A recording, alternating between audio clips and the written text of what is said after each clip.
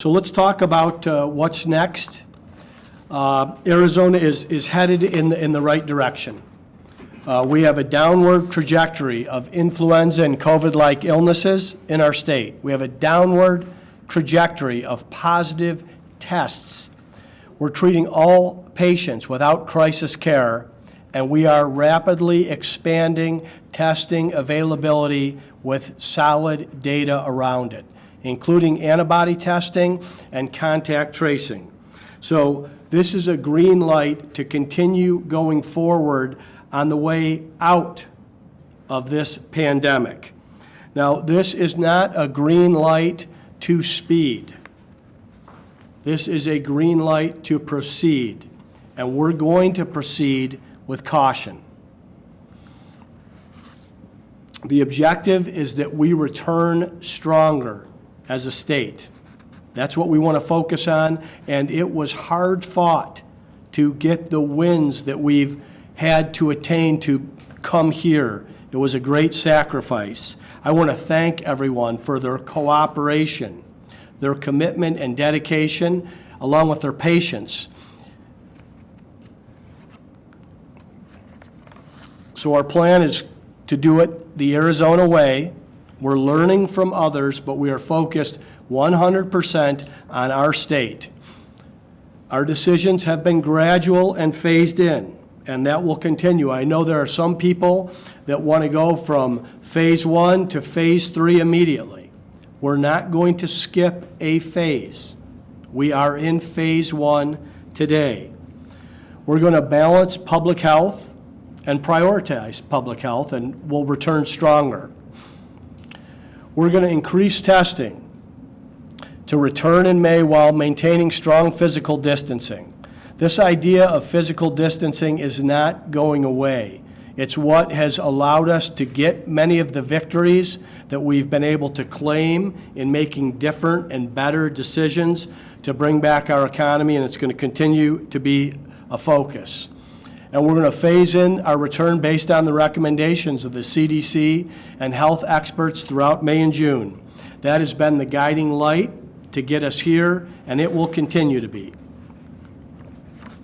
So today we get the chance to turn that dial a little bit more to the right to brighten Arizona's economy and to bring back some of the energy that was lost due to this pandemic.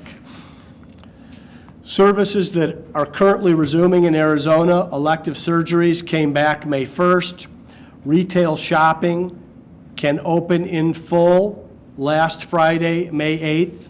I know some owners and operators were concerned around the safety of opening up retail.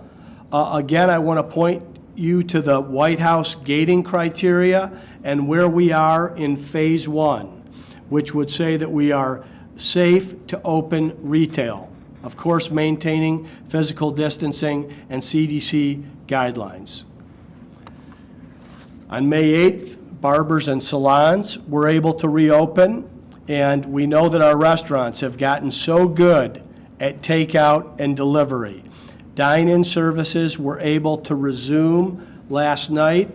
I know many friends who took someone out for a Monday Mother's Day dinner. They bragged about what they saw inside the restaurant in terms of the responsible behavior, the training, the sanitation. I want to thank, I think we've got one of the best places in the country in which to eat and the variety. And I just want to thank these business owners, the service workers, and the customers for their participation and their leadership here. I hope that everyone, there's about 80+% of our state that has not lost their job, that has not had a decline in pay. I had a friend of mine who said that when he went to see his barber that he paid him for all the haircuts he wasn't able to get, or being overly generous with our service workers. This downturn has been especially hard on them. But I want to thank them for the example that they've set, and I want to share with you just one example in Arizona.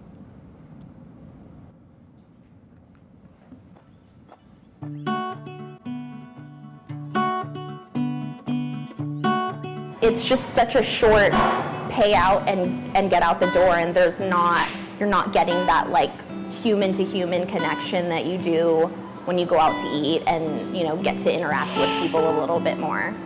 My name's Heather Zia. I'm the general manager of Original Chop Shop here in Old Town. Kind of just 2.0 what we do, setting timers every 30 minutes, wiping everything down that any guest can have contact with, so like door handles, our tea station, the countertops, pens, credit cards in between transactions, everything behind that the guests aren't seeing. So all of our employees are washing their hands, we're wiping down all of our stations and doing kind of like a complete sanitation back there as well.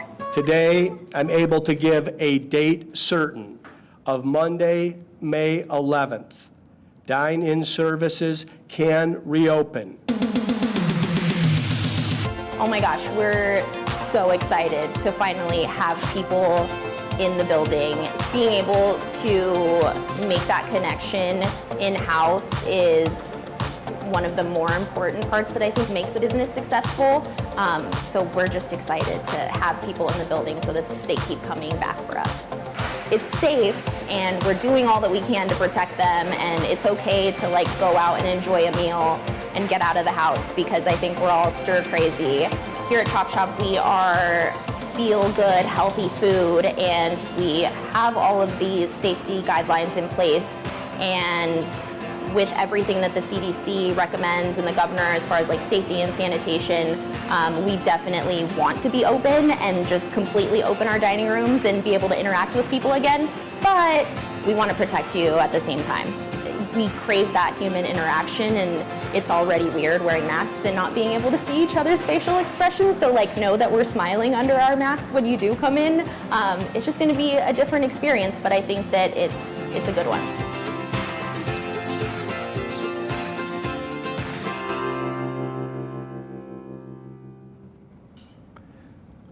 Thanks so much to Heather for her commitment to public safety and protecting her employees and taking care of her customers. And that's the real spirit that runs through every Arizona entrepreneur and business owner and service worker in our state. So we're grateful to you and wishing you all the success going forward. And we're going to be partnering with you in this protection of people and public health going forward as we return stronger.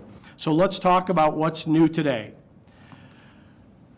Effective Wednesday, May 13th, tomorrow, gyms and pools can reopen by implementing the public health protections and CDC guidelines. And also, Major League Sports. This includes Major League Baseball, the NBA, the NHL, the NFL, MLS, are all able to participate and play in the state of Arizona after May 15th. Of course, this would be with CDC guidelines and protecting public health. We have had discussions with leaders of some of these leagues, and they all know they are welcome to operate, play, and perform in the state of Arizona. Our Stay Home, Stay Healthy, Stay Connected order expires on May 15th, 2020. It was extended from April 30th because we took a posture of an abundance of caution to make certain that Arizona is headed in the right direction. We knew that we were prepared, and all you have to do is review the data that we've just discussed. Declining symptoms, declining percentage of positive tests, adequate hospital capacity, and expanded testing. So what's next? I want to say before we talk about what's next that I think everyone knows, because Arizonans demonstrate such good common sense, that this does not mean a return to normal. This is the next step forward on the way out of this pandemic. We cannot forget about who's most vulnerable. Those folks that are 65 years and older with an underlying health condition, they are still in that situation. And those are the people, just like Dr. Chris talked about, our plan to surge resources in that direction to make sure that that population, those people, are protected. So our new executive order will be a stay healthy, return smarter, return stronger. It replaces the stay home, stay healthy, stay connected order that will expire on Friday. This stay healthy, return smarter, return stronger one will focus on our vulnerable individuals. The best practice they can have is to stay at home. They should avoid returning to work where distancing is not practical, and every precaution should be taken. Also, I want to ask Arizonans who have been so good and cooperative about this physical distancing to please continue it. Social settings where appropriate distancing is not practical should be avoided. And of course, CDC guidelines continue to be followed.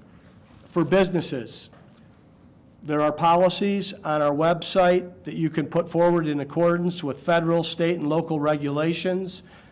You know the drill. Social distancing, protective equipment, temperature checks where necessary, contact tracing, sanitation. Most of you are already doing this, or your employees are going to demand that you do that. And again, if people are sick, they shouldn't be going to work.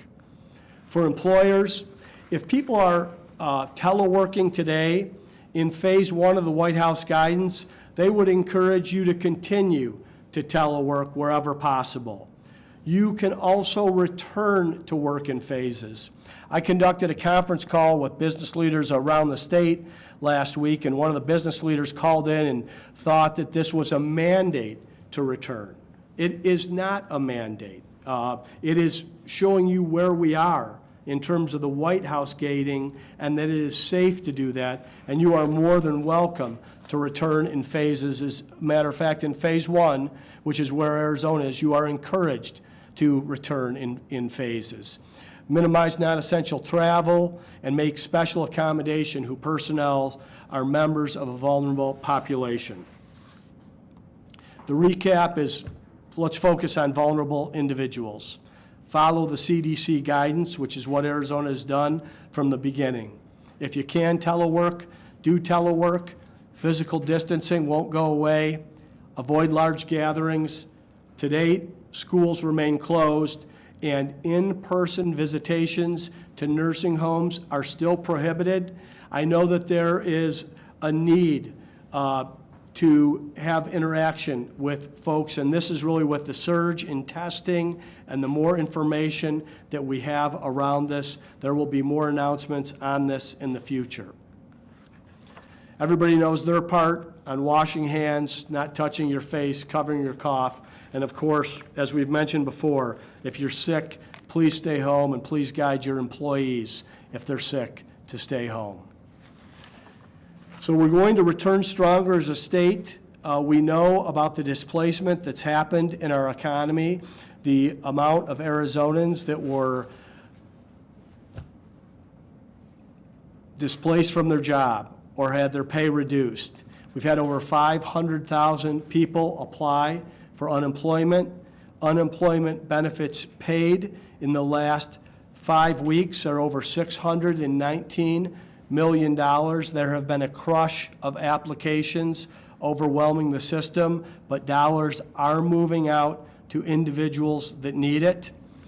Pandemic unemployment assistance, this is benefits for individuals who otherwise wouldn't be eligible.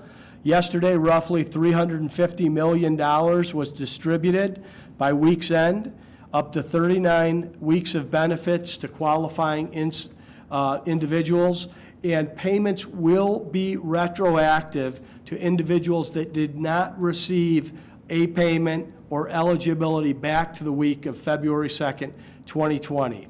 These are dollars eligible for the additional $600 per week included in the CARES Act.